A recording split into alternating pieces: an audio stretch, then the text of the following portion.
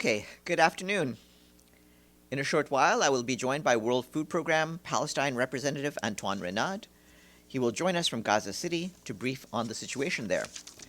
And speaking of Gaza, the Office for the Coordination of Humanitarian Affairs tells us that UN agencies and more than 200 international and local non-governmental organizations issued a statement yesterday urging the international community to take immediate and concrete actions to press the Israeli authorities to lift all impediments to NGO operations and humanitarian access across the Occupied Palestinian Territory, especially in the Gaza Strip.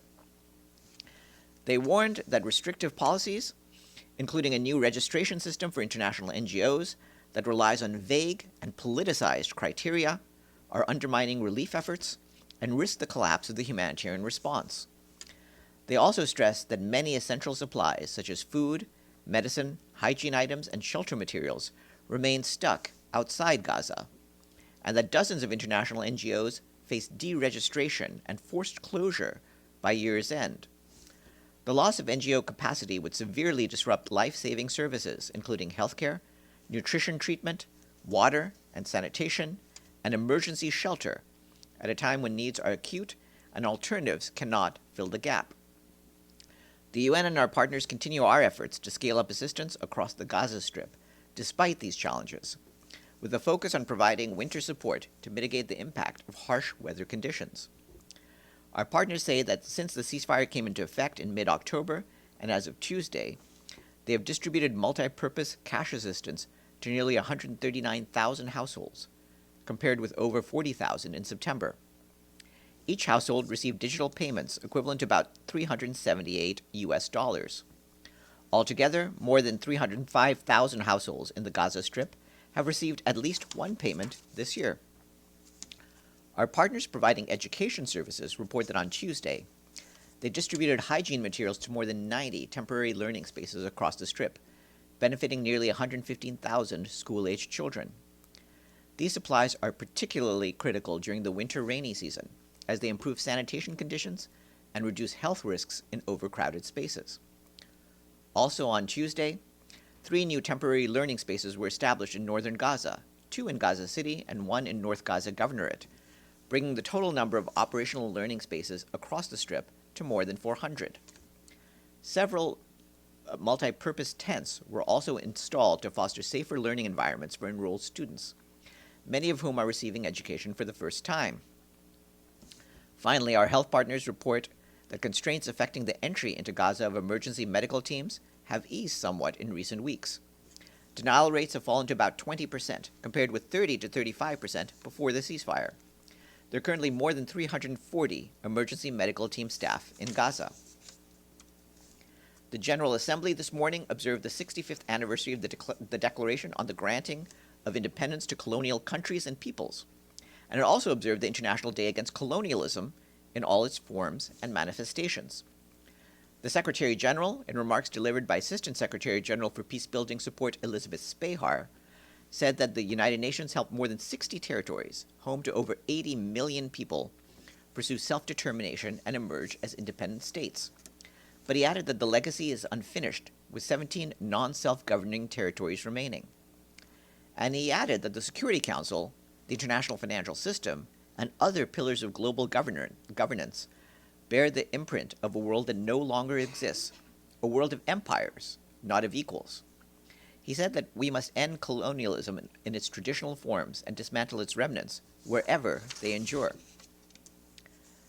This morning, Undersecretary General for Political and Peacebuilding Affairs Rosemary DiCarlo briefed the Security Council members on the situation in Syria. She said that Syria has made significant progress over the past year, including restoring state institutions and enabling large-scale returns of refugees and internally displaced people. She warned, however, that the situation remains fragile. Ms. DiCarlo stressed that inclusive dialogue, security sector reform, and sustained international support are essential, and reaffirmed that the United Nations stands ready to support the Syrian people throughout this transition. For her part, Joyce Msuya, the Assistant Secretary General for Humanitarian Affairs, told the Council members that Syria's transition from humanitarian aid to recovery and reconstruction will require broad partner support for government-led efforts. She added that supply routes are normalizing as cross-border operations wind down. But with the 2025 humanitarian appeal only 30% funded, millions remain without help, forcing reductions, disruptions, and difficult prioritization decisions, while needs will remain immense next year. Turning to Sudan, the Office of the High Commissioner for Human Rights today called for an impartial, thorough, and effective investigation into the attack on the Zamzam internally displaced persons camp in April.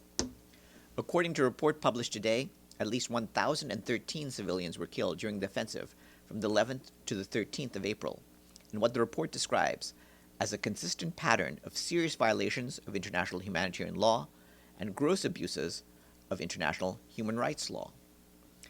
The report details widespread killings, rape, and other forms of sexual violence, torture, and abductions committed during the three-day offensive by the Rapid Support Forces on the Zamzam camp. The High Commissioner for Human Rights, Volker Turk, said those responsible for serious violations of international law must be held accountable through fair proceedings.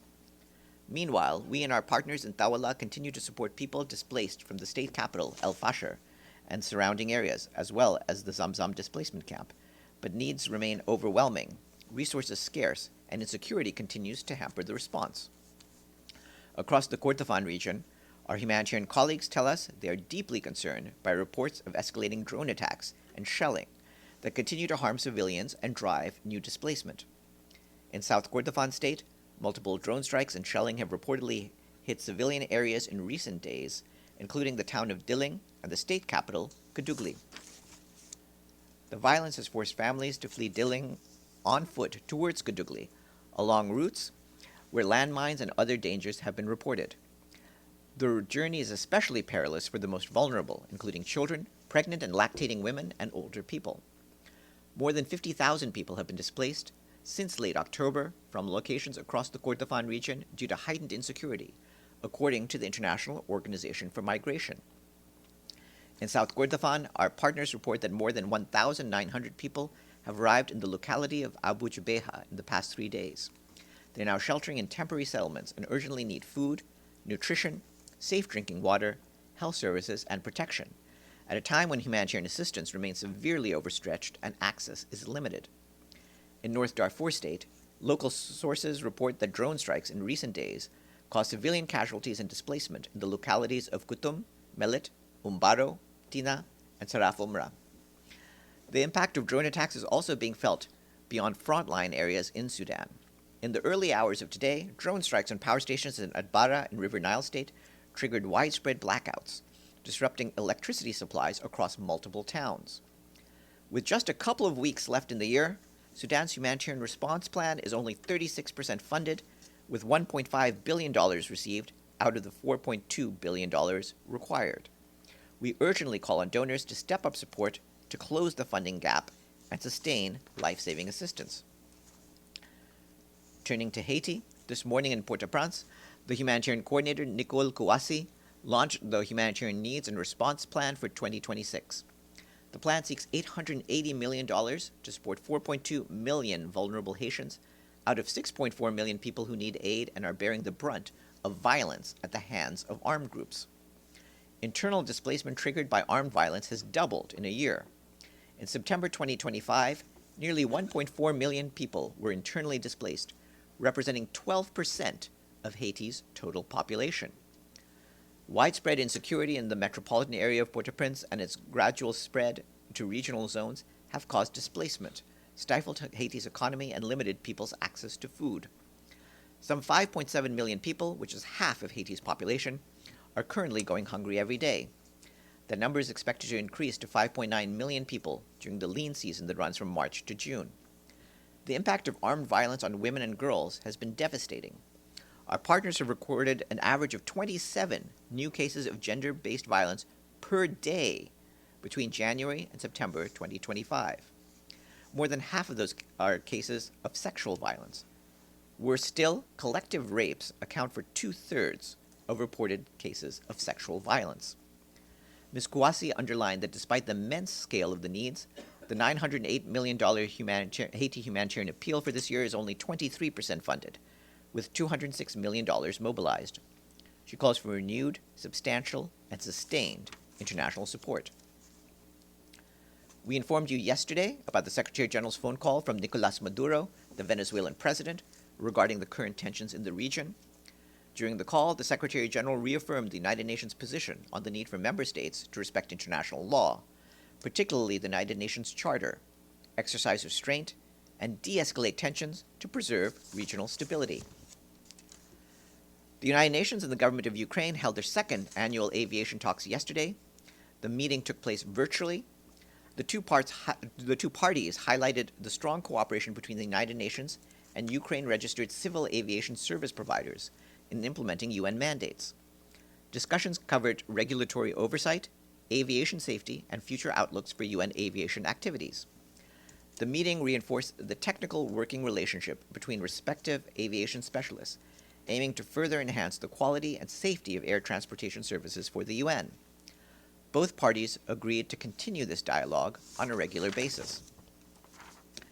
Today is International Migrants' Day. Since 2014, nearly 70,000 migrants have died or gone missing along land and sea routes.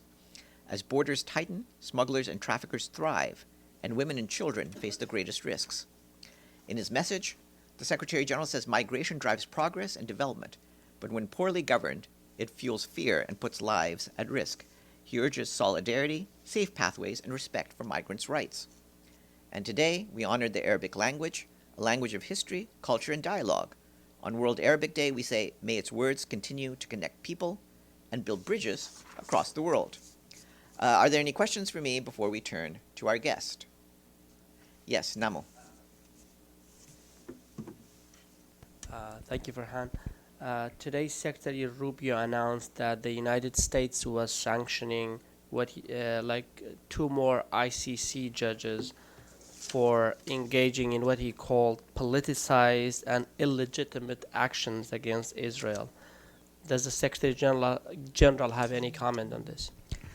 What I can tell you is that the Secretary General expresses serious concern about the designation of 2 additional judges of the International Criminal Court to be sanctioned under the executive order, as well as the ongoing designation of other International Criminal Court and United Nations officials. While the UN and the International Criminal Court are separate institutions with separate and distinct mandates, the UN considers the ICC a key pillar of international criminal justice, and the Secretary General respects its work. The Secretary General also emphasizes the importance of the basic principle of judicial independence. The UN remains committed to cooperating with the ICC in accordance with the relationship agreement between the UN and the ICC, which was approved by the General Assembly in 2004. One more question on the phone call with Maduro. How long did it last? I don't have. We don't time the phone calls. It was a call received. It was a call from the president who had called to the Secretary General. Yes, please, Minlu. Thank you, Farhan. The U.S. has approved a package of arms sales to Taiwan that is one of the biggest ever, that worth up to $11 billion. What is the UN's position on this decision? We don't comment on arms sales as a matter of policy. Regarding Taiwan, of course, you're aware of the position we've taken on the One China policy and the relevant UN resolution from 1971. Okay, if that's it, then I will turn to our guest.